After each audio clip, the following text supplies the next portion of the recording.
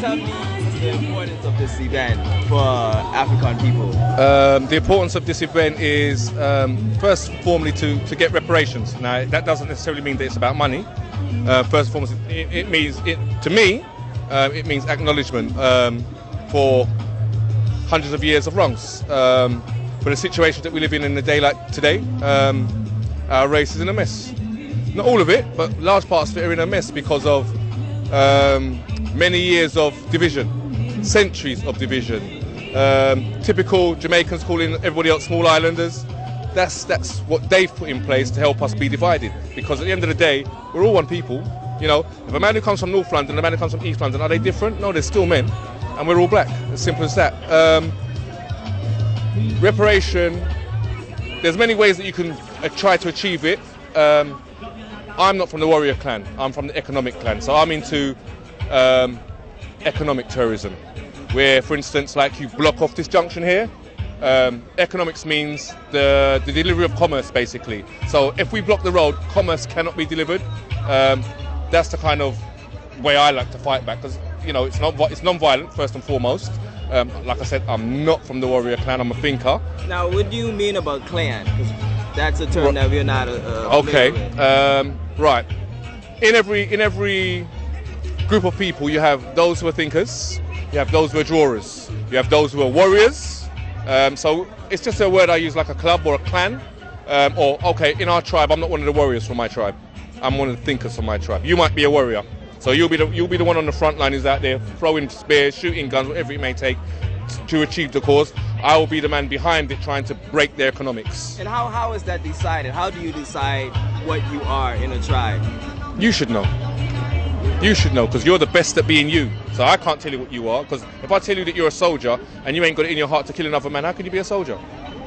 That's why I know in my heart, I can't kill nobody.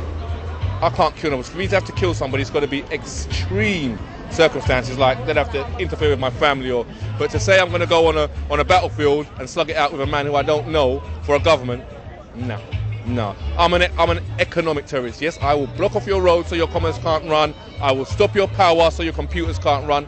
That works for me. That works for me. And what do you think has been the biggest problem for the progressive African people? No unity. Simple. No unity. No unity. You've got nations against nations. You've got even in my country. I'm from Barbados, yeah, and we tease the people who live in a parish called St George because they don't have a beach, they don't have a sea, yeah, they're landlocked, and that's another division.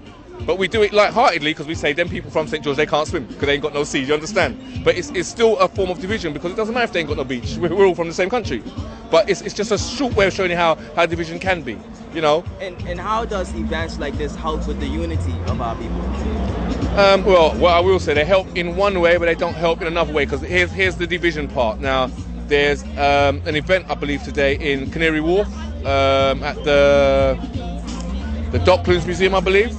Now, me personally, I think on a day like this that we're keeping up events like this, that we should have everybody's one event should be in one place. Yeah, if it's a case of this year we do it here, next year we do it over there. But just imagine if all the people that's gone to events today came to one place.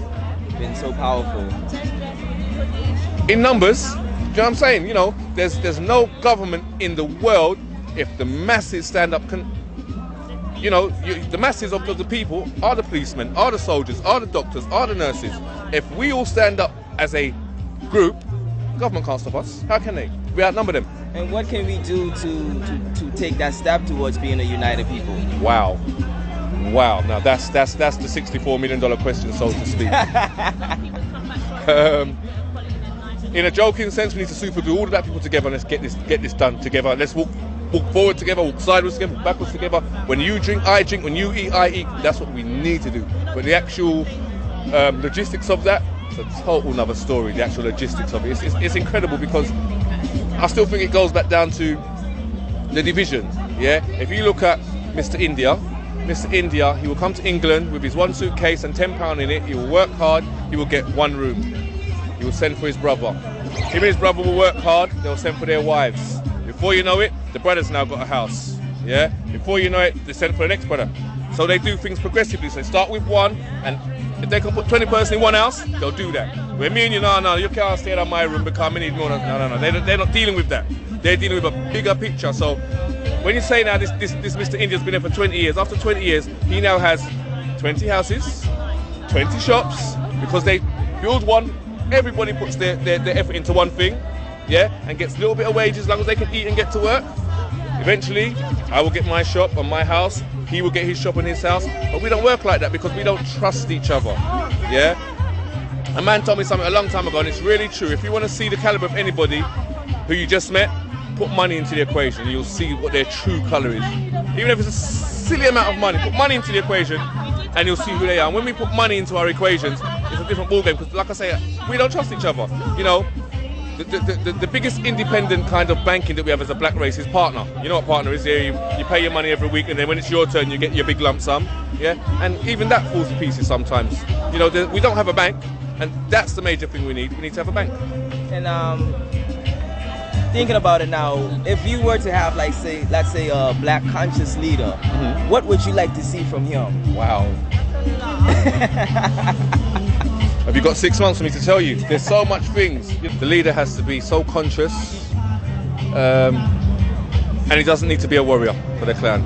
He needs to be a diplomat of the clan, because to be a leader means you need to know how to fight if you need to fight, but you also need to know how to be peaceful, and be peaceful when it needs to be. You know, certain things I've seen in history, like war. I know from the things I've studied, when tribes in Africa used to war, what would happen is, you're the best warrior and I'm the best warrior. The chief would say, all right, we've got a dispute that we need to sort out. You and you, go over there, you fight. Whoever win, there's, I don't know, you're going to give us, the loser's got to pay 60 cattle.